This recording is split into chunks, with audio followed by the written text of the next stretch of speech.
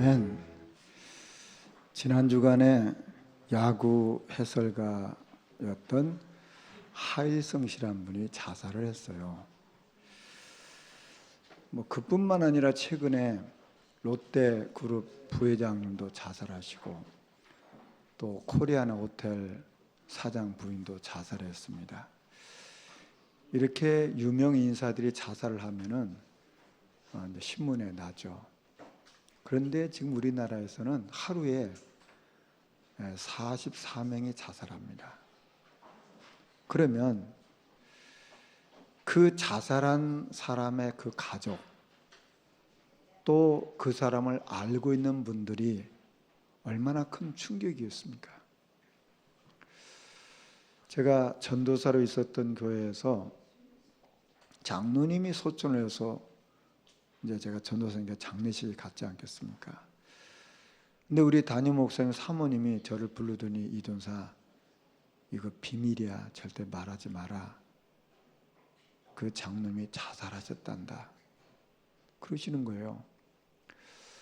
그 장례하는 그 한해 보니까 뭔가 모르게 어둡고 그래요. 장례집이 무슨 잔치집은 아니잖아요. 근데 자살을 해서 그런지 그 전체가 분위기가 어둡고 그래요. 그 장로님은 개인 택시를 하신 분인데 성격도 조용하고 참 착한 분인데 그렇게 이제 자살하셨더라고요. 여러분, 왜 사람들이 자살할까요? 행복하니까 자살할 리는 없겠죠. 자기에게 있는 이 문제가 이제 내 힘으로 안 되는구나. 내게 있는 이 문제를 내가 그렇게 소중하게 생각했던 내 가족이나 친척이나 친구들도 해결할 수 없구나. 나에게 있는 이 문제를 내가 생명처럼 붙잡고 있었던 그 돈으로도 해결이 안 되는구나. 이 내 문제를 내가 그렇게 죽게 하며 살기로 노력했던 지식, 경험, 이것도 힘이 안 되는구나. 자기에게는 이 문제가 산처럼 크게 보이니까 나는 이제 안 되겠다. 포기한 거 아닙니까? 절망 상태에 있다가 결국은 극단적인 선택을 하는 게 자살이잖아요.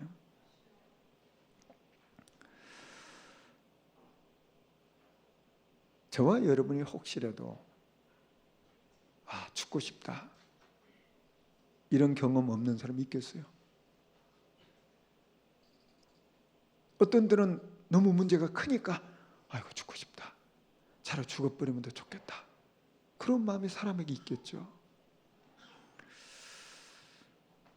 왜 이런 일을 할까요? 영적인 힘이 없기 때문에 그렇습니다. 그 문제 속에 사단이 역사하니까 거기에 힘이 없어서 극단적인 선택을 한다 그 말이에요. 우리 인간은 하나님의 형상대로 창조된 영적인 존재입니다. 이 영적인 존재인 우리 인간이 영적인 힘이 없으면 사단에게 당하는 거예요. 여러분, 우리가 교회를 다니지만은 이런 영적인 부분에 대해서 잘 모르면 내가 왜 예배드리고 왜 기도하고 찬송하는지 의미를 몰라요. 그냥 하는 거 아닙니까? 여러분, 가인이 왜 실패한지 아십니까? 부모가 예배드려야 돼, 예배드려야 돼. 그러니까 예배드린 거 아닙니까? 예배드릴 때는 예물 갖고 가야 돼. 가서 헌금해야 돼. 그러니까 부모가 시킨 대로 그냥 예배 드리고 가서 예배를 드린 거예요. 우리가 예배하고 피제사를 드릴 때 성령이 역사하시고 흑암이 꺾이고 죄 저주가 꺾이는 이걸 알았더라면 실패하지 않아요. 근데 지금 사람들이 뭘 모르고 있냐면 이 영적인 부분을 모르는 거예요. 저와 여러분이 예배하는 이 시간에, 주님을 찬양하는 그 시간에, 우리가 주님 앞에 기도하는 그 시간에 성령이 역사하시거든요.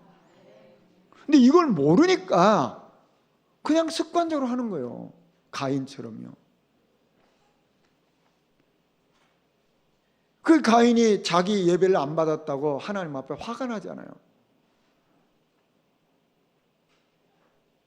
정말 우리가 이 영적인 부분을 알면 예수 그리스도 이름을 부르고 예배하고 기도하고 찬양할 때 우리와 우리 가정에서는 흑암이 꺾이는 거예요. 제 저주가 무너진다 그 말이에요. 눈에 안면에 성령 역사하시는 거예요. 여러분 이렇게 반대로 바꿔보세요. 내가 낙심하고 실망하고 상처 가운데 딱 불안 가운데 있으면 누가 역사하겠어요? 분명히 사단이 역사하죠. 우리 인간은 영적 존재이기 때문에 영적인 힘이 없으면 사단에게 당하는 거예요. 왜 성경은 우리에게 예수가 그리스도를 그렇게 강조하고 그렇게 말씀합니까? 그 그리스도 아니면 사단이 꺾이지 않는다 그 말이에요. 그리스도께서 십자가에 피 흘려 죽으심으로 말미암아 우리 인간이 해결하셨으면 죄의 저주를 해결하셨거든요. 그리스도께서 십자가에 저주를 받으심으로 우리가 가될 지옥의 권세를 꺾어버렸어요. 그래서 그 예수 이름을 부르는 겁니다. 마태복음 1장 21절에 보면 예수의 이름이 뭐냐? 저들의 자기 백성을 그들의 죄에서 구원할 자가 예수라 그 말이에요. 그 예수 이름 자체가 뭡니까? 우리의 구원주라 그 말이에요. 그 예수 이름 자체가 뭐냐면 사단을 꺾으신 분이라 그 말이에요. 그 예수 이름 자체가 뭐냐면 우리가 해결하신 죄의 저주를 해결하시고 재앙을 꺾으신 분이란 말이에요. 그게 구원자예요. 구속자란 말이에요. 그러면 그 예수님이 이 땅에 오셔서 십자가에 못 박혀 죽으셔서 우리가 받을 저주를 해결하시고 이 사단의 권세를 깨뜨리시고 지옥 권세를 깨뜨렸어요. 그리고 이제 너희 마음대로 살아라, 너희 힘으로 살아라 그랬습니까? 아니거든요. 내가 너희와 함께하리라. 우리가 해방을 받았지만은, 구원을 받았지만은 또 나도 모르게 사단에게 속고 또 죄 저주 속에 또 빠지거든요. 그러니까 주님이 내 안에 들어오셔서 나를 가르치시고 생각나게 하시고 평안을 주시고 소망을 주시고 인도하시고 역사하시는 거예요. 그게 신앙생활이라 그 말이에요. 여러분, 아담과 하와를 넘어뜨렸던 사단은 지금도 활동합니다. 우는 사자처럼 삼킬자를 찾아다닌다고 했어요. 가인을 완전히 속이고 가인을 망하게 했던 그 사단은 지금도 존재한다 그 말이에요. 아담과 하와를 넘어뜨렸던 그 사단은 지금도 저와 여러분에게 조금만 틈타면 타고 들어오는 거예요. 틈타지 못하게 하라고 했잖아요. 여러분, 사단의 소원이 뭡니까? 그리스도 몰라서 내가 망하고 가인처럼 이 사단의 정체 몰라가지고 우리 후대가 무너지는 거 아닙니까? 왜 우리가 예수 그리스도를 믿는데 하나님의 자녀가 되는 권세를 주셨다고 하셨습니까? 뱀과 정갈을 밟으며 원수의 모든 능을 제할 권세를 왜 주셨다고 하셨습니까? 구원받았지만 사단은 속이니까. 아담과 하와를 속였던 그 사단은 지금도 건재하기 때문에, 가인을 물었던 그 사단은 지금도 우리를 속일 수 있고 우리 후대를 속일 수 있기 때문에 사단을 꺾는 권세를 우리에게 주신 거예요. 우리가 이것을 안다면 왜 천하 인간의 구원 얻을 만한 다른 이름을 주신 적이 없는지, 왜 오직 예수인지를 안단 말이에요. 저와 여러분의 인생에 가는 길목마다 사단은 속임수를 쓰는 거예요. 넘어뜨리려고요. 여러분, 성경의 말씀은 진리 아닙니까? 분명히 그 사단은 아담과 하와를 속였던 그 사단은 없어지지 않았다니까. 가인을 무너뜨렸던 그 사단은 지금도 존재한다니까요. 그래서 우리는 어제도 오늘도 내일도 예수 그리스도를 불러야 되는 거예요. 예수 그리스도 이름만이 흑암을 꺾고 재앙을 꺾는 거예요. 예수 그리스도 이름 부를 때만 성령이 역사하신단 말이에요. 근데 이것이 나에게 사실화돼야 되잖아요. 그걸 보고 실천한다고 하잖아요. 한 설문조사에서 국내 기업인이 남긴 최고의 어록을 조사했어요. 근데 제일 1위가 뭐냐면 돌아가신 정지영 명예회장님의 이 얘기요. 이봐 해봤어, 이 얘기입니다. 그게 어디서 나온 얘기냐면 이 현대그룹이 저 서산에 방조주를 방파제 그걸 쌌잖아요. 방조제를 쌌잖아요. 근데 그게 한 10km 되는 것을 갖다 싼 거예요. 그러니까 바다를 막아가지고 이렇게 이제 땅을 막는 거 아닙니까? 그 10km나 되는 그 이제 바다를 막는 겁니다. 막는데 다 막았는데 마지막 270m가 남았어요. 근데 뭐 밀물 썰물이 얼마나 강합니까? 이 밀물이 막 들어오면은 그 방조 썼던 것도 무너지고 그러는 거예요. 이게 마지막 단계에서. 그러니까 뭐 이 건축학자들 다 동원돼서도 안 되는 거예요. 그때 이제 정지영 명예회장이 그걸 갔어요. 가서 딱 보더니 아, 울산에 그 큰 배, 그 뭡니까 기름배, 그게 320 몇 메다짜리가 있대요. 아, 그걸 갖다 놓으면 되겠다 생각하신 거예요.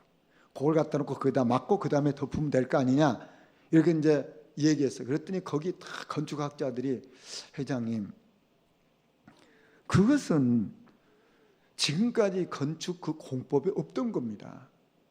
이때 정정 명예회장님 유명한 얘기, 이봐 해봤어. 이제 회장님이 명령하니까 유조선을 이제 갖다가 거기다 놓고 이제 싸니까 이틀 만에 끝낸 거예요. 이게 수백억을 받으면 이익을 본 거죠. 그래서 이제 그분의 어록이 책으로도 나왔잖아요. 이봐 해봤어.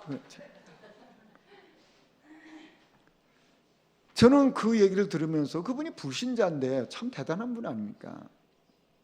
야고보서 1장 25절에 율법을 들여다보고 있는 자는 듣고 잊어버린 자가 아니요 실천하는 자니 이 사람은 그 행하는 일에 복을 받으리라. 알았고 은혜를 받았는데 실천하지 않으면 그게 내게 아니라 그 말이요. 시편 57편 7절에 다윗의 고백입니다. 하나님이여 내 마음에 확정되었고 내 마음에 확정되었사오니 내가 노래하고 내가 찬송하리로다. 여러분 보시죠. 우리 인생의 구비구비마다 얼마나 많은 일이 일어납니까? 그때 낙심하고 좌절하는데 다윗은 어떻게 고백했냐? 내가 확정하고 확정했습니다. 뭘 확정했다는 겁니까? 나는 어떤 상황에서 주님을 찬양하고 노래하겠단 말이에요. 저와 여러분이 예배 승리하고 하루에 내가 내 영적 관리를 해서 말씀을 듣는 시간을 갖고 하나님을 찬양하는 찬송을 하고 기도하는 시간을 갖는다면 이게 어떤 일이 일어날지 모르잖아요. 다니엘이 한 달 동안 기도하지 못하게 하는 법을 만들었어요. 기도하게 하면 사자굴에 들어가도록 법을 만들었어요. 그거 알고도 다니엘서 6장 10절에 뭐라고 말합니까? 예루살렘에서 창문을 열고 무릎을 꿇고 하나님을 바라보고 하루에 3번씩 감사하며 기도했다라고 말이에요. 저 그런 어떤 일이 일어났습니까? 그러니까 무서워서 벌벌 떤 게 아니고 지금까지 하던 대로 했다고 말이에요. 저와 여러분은 말씀을 듣고 은혜 받았다 좋다 그리고 끝나면 그 응답이 내게 아니라니까. 거기서 내가 말씀 붙잡고 그래 나는 예배 승리하겠다, 내가 하루에 찬송 5개 하겠다, 내가 내 영적 관리를 해서 내가 말씀 하나를 듣겠다, 이거 실천할 때 역사가 일어나는 거예요. 우리 성도들 저 따라 한번 해보세요. 성도님 해봤어요? 해봅시다. 그렇잖아요. 이봐 해봤어 그런 건 좀 그렇고 해보셨어요? 뭘 해봐야 뭐 맛을 봐야 아는 거 아닙니까? 실천해봐야 야 이게 복이구나 이게 오는 거예요. 오늘 창세기 4장에 보면 하나님이 가인에게 물었어요. 네가 무엇을 했냐 그 말이에요. 그 가인의 행동을 물었어요. 여러분 사람이 하는 일이 사람 앞에는 드러나지 않을 수도 있겠죠. 숨길 수도 있겠죠. 그러나 하나님 앞에는 숨길 수가 없어요. 그래서 죄는 없어지지가 않는 거예요. 사무엘하 12장 12절 이하에 보면요, 다윗이 못된 짓을 했어요. 밧세바라는 여인을 갖다가 취했어요. 그래서 하룻밤을 잤어요. 근데 이 임신을 했거든. 근데 보니까 이 남편이 또 있거든. 그 남편이 장군이라, 우리아라는 장군이니까 이 남편도 죽여야 되겠다 불러들여갖고 남편을 죽이는 일을 하잖아요. 얼마나 악합니까? 이때 나단 선지자가 다윗에게 가서 그래요. 당신은 정말 잘못했단 말이에요. 그러니까 회개를 하잖아요. 그런데 하나님이 뭐라고 말하는지 아십니까? 우리아의 아내를 빼앗아 내 아내로 삼았으니 칼이 내 집에서 영원토록 떠나지 아니하리라. 너희 집에 칼이 떠나지, 계속 너희 집안에 이런 불화가 죽이는 이런 일이 일어난다 그 말이에요. 그러면서 너는 은밀히 행하였으나 나는 온 이스라엘 앞에 백주의 이 일을 하였느니라. 그런 죄에 대한 벌을 받는다 그 말이에요. 민수기 12장 1절에는 모세가 구스 여인을 취합니다. 잘못된 거죠. 그때 그의 누나, 형 아론과 미리암이 모세 잘못된 비방하는 거예요. 하나님이 들으시고 어떻게 했는지 아십니까? 모세를 책망한 게 아니고 그 미리암과 아론을 문둥병을 걸리게 하는 거예요. 여러분, 죄의 저주는 없어지는 게 아닙니다. 그래서 그 피의 호소가 들리잖아요, 하나님 앞에. 혹시 사람을 속일 수도 하나님을 속일 수 없다니까. 왜냐하면 그 가인의, 그 아벨의 피가 하나님 앞에 호소한단 말이에요. 결국 무슨 얘기입니까? 가인은 사단에게 이용당하고 버림받잖아요. 그것처럼 억울한 게 없잖아요. 왜요? 아벨을 죽였다는 건 무슨 얘기입니까? 피제사 비밀을 아는 사람을 죽인 거 아닙니까? 그 피제사를 전달할 사람을 죽인 거잖아요. 이게 사단의 목적이잖아요. 사단이 가인을 이용했고 가인이 이제 그 일을 했으니까 그냥 버린 거예요. 사단이 하는 짓이 그렇습니다. 한 스님이 신도하고 이 얘기를 해요. 근데 이 얘기를 하다 가만히 보니까 왜 스님들이 이렇게 그 옷 이렇게 된 걸 입잖아요. 이 속에가 술병이 보이는 거라. 그러니까 이제 신도가 아니 스님이 술 드세요. 그러니까 아니 고기가 좀 있길래 그런 거예요. 그러니까 이분이 아니 그 스님 고기도 드세요? 아 그게 아니고 장인이 오셔가지고 장인 좀 대접하려고. 아 뭐 스님 결혼하셨단 말이에요? 아니 그게 아니고 전차하고 싸워가지고 장인이 무마하러 왔으면 아 그러면 스님이 재혼했단 말이야?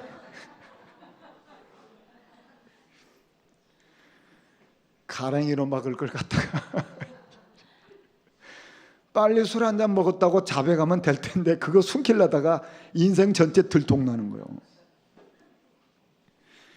여러분, 우리가 인생을 살아가면서 죄는 빨리 인정하고 회개를 해야지. 그거 숨기려고 자꾸 변명하고 들이대면은 인생이 망하는 거예요, 그게.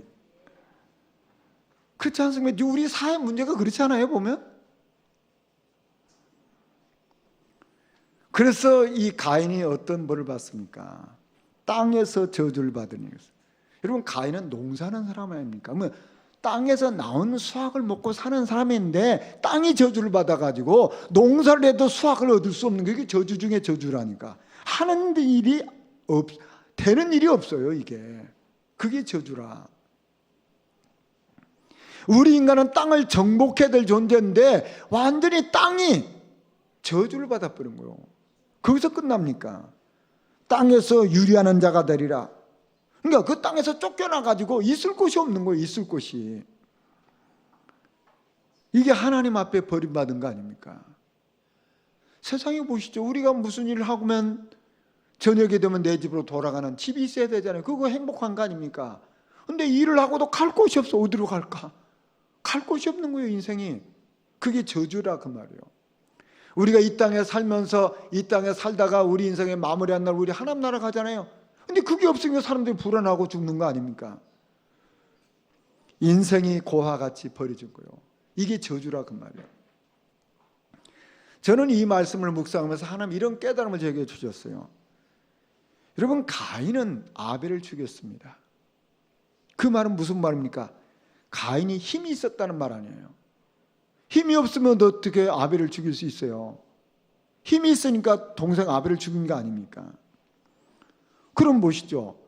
힘이라는 것이 어떤 사람은 축복이 되는데 그 힘이 어떤 사람에게는 사단의 도구가 되는 거 아닙니까?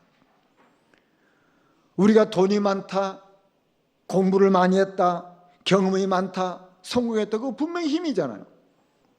근데 이 힘이 누구에게 쓰임받을 거냐, 이게 문제잖아요. 나에게 주어진 그 힘이 복음을 전하는데, 교회를 살리는데, 어린 양을 먹이는데, 정말 다락방 하는데 쓰임받는다면 그 힘이 축복 아닙니까? 그런데 그 힘이 만약에 사단에게 이용을 당해가지고 복음을 막는데, 후대가 무너지는데, 사회가 망하는데 쓰임받는다면 그건 저주라고 말이에요. 우리 아이들이 열심히 일하고 열심히 공부하고 우리 성들이 열심히 일을 해서 또 저축을 규모 있게 잘해서 저축을 해서 돈을 많이 벌었다. 그게 힘 아닙니까? 그런데 이 힘을 가지고 이 복음 전하는데 내가 헌신해야지, 이 힘을 가지고 교회 살리는 내가 쓰임받아야지, 이 힘 가지고 내가 어린 양을 먹여야지, 이 힘 가지고 내가 정말 다락방 해야지, 그러면 그게 축복이란 말이에요. 그런데 가인은 그 힘 가지고 한 일이 뭐예요? 피제사 언약 가진 아벨을 죽여요. 피제사 전달할 아벨을 죽인다 그 말이에요. 그래서 그 힘이 사단의 도구가 돼서 저주를 받은 거 아닙니까? 결국 하나님을 대항하잖아요. 저와 여러분이 하나님 주신 힘을 가지고 정말 사람을 살리고 후대를 살리고 교회를 살리고 다락방 운동의 주역이 되기를 주의 이름으로 축원합니다. 여러분, 가인이 속았잖아요. 성경에 보면 가인뿐만 아니라 바리새인들도 속았어요. 왜 속았습니까? 여러분 보시죠. 가인 예배 알았잖아요. 예배. 엄마 아빠가 예배 드리니까 예배 드렸잖아요. 예물 드리니까 예물 드렸잖아요. 가인이. 그러고 망했어요. 왜요? 속았어요. 똑같습니다. 바리새인들이 예배도 알고 성경도 알고 기도도 알고 헌금도 알고 다 알아요. 그런데 망했어요. 왜 망한 줄 아십니까? 딱 한 가지 몰라가지고. 가인은 피제사 몰라고 망했어요. 바리새인들은 다 있었는데 딱 뭘 몰라서 그리스도 몰라가지고 마가다락방을 핍박하는데 그들이 쓰임받았어요. 여러분 보시죠. 왜 가인이 아벨을 죽이냐 그 말이요. 다른 게 아니잖아요. 예배 드리고 제물 드렸는데 망했다고 하면 왜 그러냐 말이야. 피제사를 모르니까 결국은 하나님을 대항하고 그 동생 아벨을 죽인 거예요. 바리새인들이 성경도 알고 예배도 알고 기도도 알고 헌금도 알고 다 아는데 왜 마가다락방교를 핍박했냐 그 말이요. 딱 하나, 그리스도를 몰라가지고. 여러분 보시죠. 이렇게 무서운 겁니다. 정말 이 사단을 꺾는 유일한 이름이 그리스도밖에 없거든요. 이 죄저주를 해결한 유일한 이름이 그리스도밖에 없거든요. 지역의 문제를 해결한 이름이 그리스도밖에 없다고 말이에요. 바리새인들은 이 그리스도 한 번 몰라가지고 아주 인격적으로도 훌륭하고 선한 일도 많이 하고 규모도 있고 존경받을 만한 사람들인데 망한 거예요. 만약에 보시죠. 지금 만약에 우리 교회에 바리새인 같은 사람 한 사람은 다 존경할 거거든요. 얼마나 인격적이고 사람들 잘 이렇게 구제하고 기도 많이 하고 예배 한 번도 안 빠지고 새벽기도도 한 번 안 빠지고 11조 철저히 하고 그 규모 있게 삶도 바르게 인격적이고 그러면 다 존경할 거 아닙니까? 근데 딱 그리스도만 없어요. 이게 망하는 거라니까. 그러면서 남 정죄하고 심판이나 하고 그래요. 이런 바리새인들을 향해서 예수님은 독사의 자식이라고 했어요. 자기뿐만 아니라 남도 망하게 한 사람이에요. 로마서 2장 5절에 보면 다만 내 고집과 회개하지 아니하는 마음을 따라 진노의 날 곧 하나님의 의로운 심판이 나타나는 그날에 임할 진노를 내게 쌓는다고 했어요. 계속 한 일이 뭐냐면 진노를 쌓는 거예요. 고집 피우고 회개 않고. 바리새인들 우리는 의롭단 말이야. 우리 율법 지키면 된단 말이야. 그래서 필요 없는 거 아닙니까? 그래서 망한 거예요, 그게. 그 고집 피우고 회개를 안 했어요. 한 가지 몰라가지고. 어떤 강도가 이 쌍받침, 쌍기역을 잘 못하는 강도가 있어요. 이제 강도가 살 길이 없으니까 강도짓에서 먹고 살아야 되는데 밤에 가만히 숨어 있다가 사람이 지나가니까 칼을 탁 들이들고 이제 손 들어 이렇게 했겠죠. 그러면서 하는 얘기예요. 쌍격을 못하니까 곰장 마, 가불지 마, 손 들어 그런 거예요. 그러니까 행인이 지나가다가 이게 뭐야? 막 웃고 가는 거예요. 이게 무슨 장난치나 웃고 가는 거예요. 이 강도가 자존심이 팍 상하잖아요. 내 말이 안 들리나 보다 그러니까. 또 이제 숨었다가 사람 한 사람 지나가서 또 쫓아가서 야, 손 들어. 곰장 마. 가불지 마. 그러니까 이 사람이 손을 뻗쩍 들던지 곰장 마. 그냥 강도가 웃음이 나가지고 웃어버렸어. 이게 강도짓이 되겠어요 이게? 그 쌍욕 하나만 못해도 강도짓도 못해. 여러분 보시죠. 그리스도 하나 모르면 아무것도 안 된다 그 말이요. 그렇잖아요. 다 되는 것처럼 보지만 그리스도 한 분 모르면 아무것도 안 되고 세상 말로 인생 꽝이라 그 말이요. 그처럼 억울한 게 없잖아요.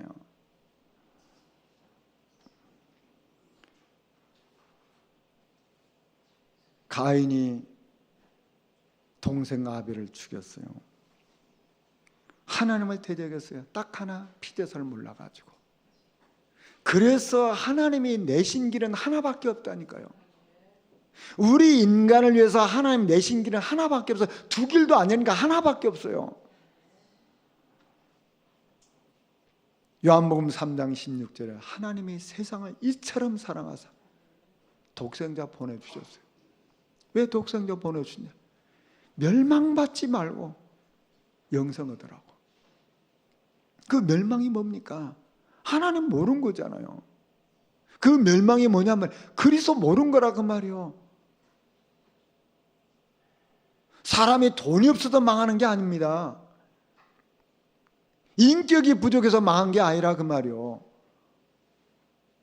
딱 그리스도 한 분 몰라서 사단에게 당하는 거예요. 딱 그리스도 한 분 몰라서 죄 저주로 고통당하는 거예요. 딱 그리스도 한 분 몰라서 지옥 가는 거다 그 말이에요. 여러분 이 저주를 막는 길은 하나밖에 없어요. 종교도 선행도 과학도 율법도 아니라 그 말이에요. 하나님이 내신 길 하나밖에 없어요. 여러분 보시죠. 죄가 얼마나 무서운지 아십니까? 자, 이론적으로 설명한다면 우리가 이 땅에 태어나서 죽을 때까지 죄를 하나도 안 졌다고 가정해 보세요. 그럴 수 없겠지만 가능성은 있겠죠. 태어나서부터 죽을 때까지 죄를 한 번도 안 졌어. 그럼 그 사람 하나님 나라 갈까요? 지옥 갈까요? 태어나면서 죽을 때까지 한 번도 죄를 안 져서 지옥 간다니까. 왜 지옥 간지 아십니까? 태어나면서부터 원죄를 가지고 태어났다니까. 그러니까 지옥 가는 거예요 그게. 그렇게 죄가 그만큼 무시무시한 거예요. 이 죄 문제를 내가 착하게 산다고, 내가 무슨 뭐 좋은 일을 많이 했다고 해결됩니까? 예수님이 이 땅에 오셔서 십자가에 피 흘려 죽지 않으면 안 될 만큼 죄는 심각한 거예요.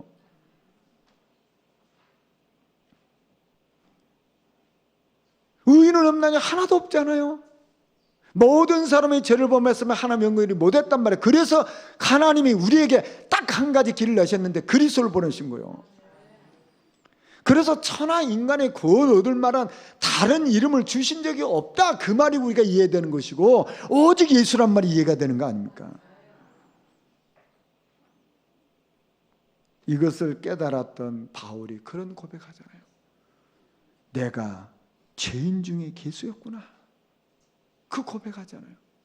우리가 아직 죄인 됐을 때 그리스도께서 십자가 못 보게 죽으심으로 자기에 대한 사랑을 확정하셨잖아요. 오늘 저는 찬송가 283장을 선택했습니다. 나 속죄함을 받은 후 한없는 기쁨을 다 헤아릴 수 없어서 늘 찬송합니다. 정말 우리가 영원한 저주 가운데 있어야 되는데 나를 속죄하신 그 주님 찬송할 수밖에 없잖아요. 저와 여러분 어떤 상태입니까? 시편 124편 7절에 보면 우리 혼이 새가 사냥꾼의 올무에서 벗어난 같이 되었나니 올무가 끊어짐으로 우리가 벗어났도다. 저와 여러분은 사냥꾼의 올무에 딱 걸린 것처럼 걸려 있었거든요. 사단에게 딱 걸려 있었던, 죄의 저주 가운데 걸려 있었다고 말이에요. 여기서 아무리 내가 발버둥 치고 뭐 율법을 잘 지키고 선행을 하고 뭐 아무리 해도 빠져나올 길이 없어요. 못 빠져나온다니까. 근데 어떻게 했다는 겁니까?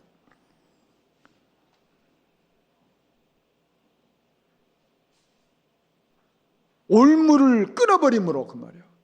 그리스도께서 이 올무를 끊어버리면 우리가 벗어난 거지 내가 노력해서 올무에서 벗어난 게 아니란 말이에요. 예수님이 십자가상에서 피 흘려 죽으셔서 그 올무를 끊어버렸어요. 사단의 올무를 끊어버렸어요. 죄 올무를 끊어버렸단 말이에요. 그래서 우리가 거기서 해방되고 자유함을 얻었어요. 그래서 우리가 이 찬양하는 거 아닙니까?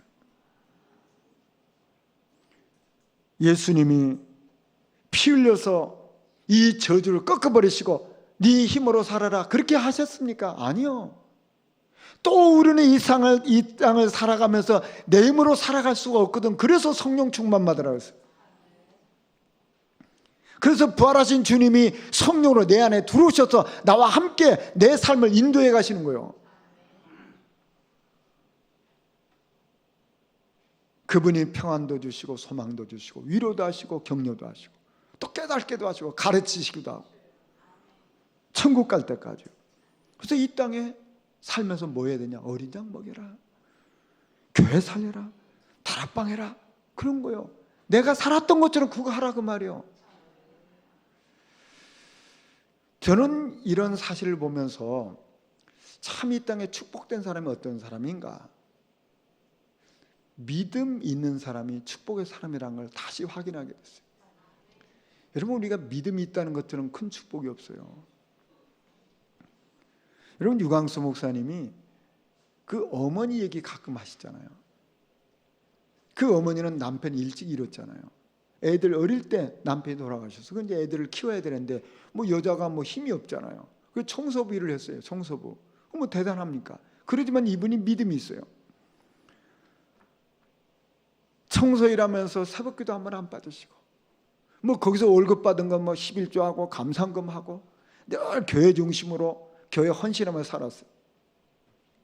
그러면 그분의 자식이 참 믿음 안에서 모범적으로 모델적으로 성장해야 될 거 아닙니까? 그런데 그 반대라. 이게 완전히 타락을 했어요. 이 타락해가지고 혼자 돌아다닌 것 정도가 아니고 주변 사람을 계속 괴롭히는 거예요. 이게 이 못된 놈이. 그러니까 동네에서 다 말을 하잖아요. 저 광수 저놈 새끼하고 놀지 마라. 저거다고 놀지 마라. 네 저거다고 놀면 다 베린다. 절대 옆에도 가지 말고 그래란 말이야.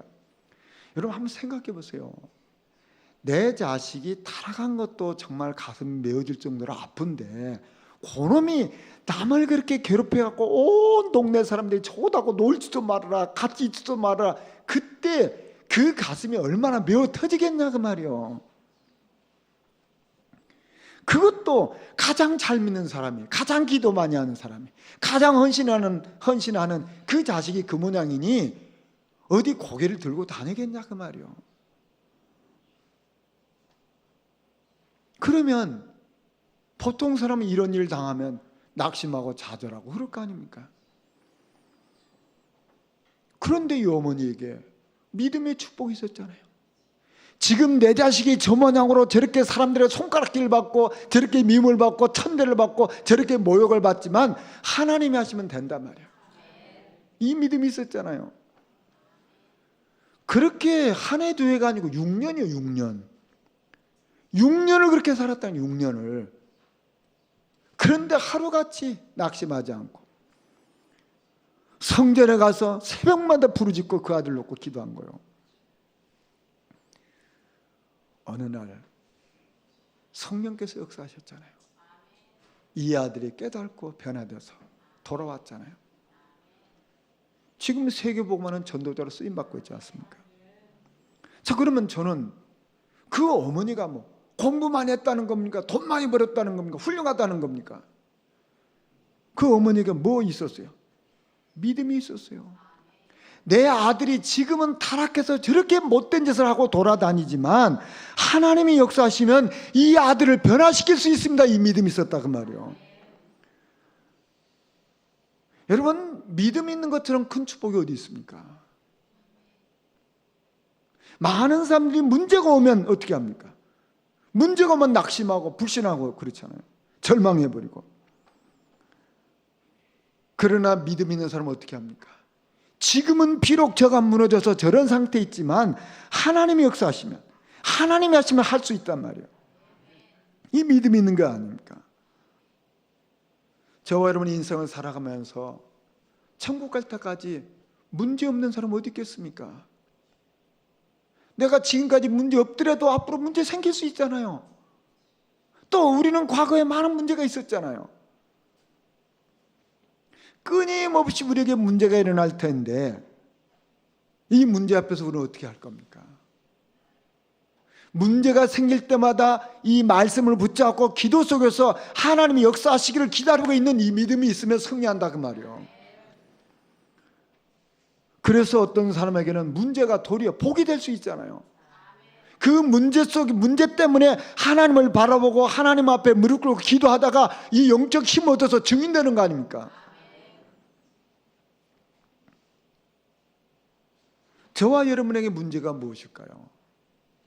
저는 이거 보면서 문제가 아니고 문제가 뭐냐? 믿음이 없는 게 문제죠. 그렇지 않습니까?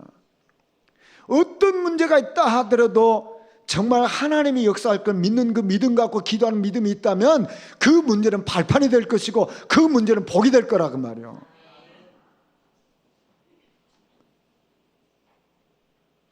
그래서 정말 인생 이유를 알고 많은 사람을 살리는 증인 되잖아요. 저는 저와 여러분이 이 영적 힘이 저와 여러분 임하기를 주의 이름으로 축원합니다. 그렇다면 결국은 하나님의 소원이 뭡니까? 내가 교회잖아요. 내가 교회.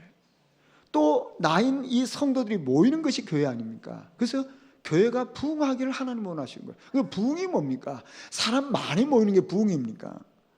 물론 그것도 부흥인데 나를 회복시키는 게 부흥이란 말이에요. 나를 원래 모습으로 회복시키는 게 부흥이요. 내가 낙심하고 있는 상태는 부흥이 아니거든. 내가 영적 힘을 가지고 하나님을 바라보고 있는 그 상태가 부흥이라 그 말이요. 그럼 보시죠. 어떤 문제가 있든지 내가 하나님을 바라보는 영적 힘을 얻는 이 부흥 속에 있다면 나 때문에 내 주변 사람이 은혜를 받고 힘을 얻을 거 아닙니까? 그러면 사람이 살아나는 거예요. 그러면 교회가 또 부흥되는 거 아닙니까? 하나님이 원하시는 건 뭐냐면 나를 부흥시키는 거예요. 나를 세우는 거란 말이에요. 내가 세워지면 나 한 사람이 아니에요. 나 때문에 내 주변 사람 다 영향받고 나와 같은 사람들이 모여서 교회를 이루고 있잖아요. 그러면 교회가 힘을 얻는다면 그래서 부흥이 되는 거 아닙니까?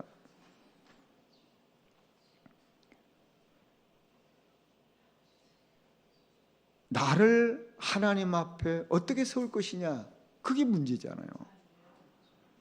나를 복음화시키고 나를 하나님 앞에서 행복하게 그 행복한 날들을 만들어내고 정말 나를 하나님 앞에 서서 은혜 받는 자리에서 나를 성령에 충만한 그 속에 있게 하는 게 그게 나를 부흥시키는 거예요.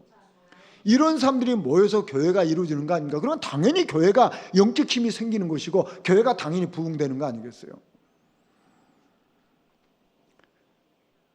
하박국 3장 2절에 보면 여호와여 주는 주의를 이를 이 수년 내에 부흥케 하옵소서. 여러분 보시죠. 정상적인 성도라면 어떻게 생각합니까? 정상적인 성도라면 이 앞에 계신 분이 잘 되어졌어요. 그러면 내가 잘 된 것처럼 행복하겠죠. 그렇죠? 이 앞에 계신 분이 응답을 받아요. 그러면 내 응답처럼 행복하겠죠. 그게 교회입니다. 근데 만약에 이분이 잘 됐는데 내가 슬퍼진다. 저분이 잘 됐는데 내가 괜히 기분이 나쁘다. 그건 분명히 사단이 역사하는 거예요. 여러분, 교회가 뭡니까? 내가 교회요? 우리 성도들 모임이 교회입니다. 그러면 한 분의 응답이 나의 응답이요, 한 분의 축복이 나의 축복이란 말이에요. 그게 지체 아닙니까? 사도행전 2장 47절에 보면 하나님을 찬미하며 또 온 백성의 칭송을 받으니 주께서 구원받는 사람을 날마다 더하게 하시니라.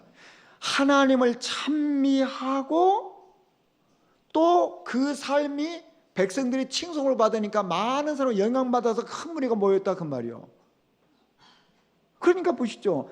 하나님을 찬미한다. 내가 하나님 앞에 서서 은혜 속에 있으니까 나 때문에 주변 사람 다 같이 살아났다, 그 말이요. 우리 성도 한 분이 응답을 받고 축복을 받으면 그 한 사람 때문에 온 성도이 같이 살아나는 거예요. 근데 교회가 아닌 데는 어떻게 되면 저 사람 왜 저래? 왜 저 사람만 축복받아? 뭐야 나는? 그리고 삐지고.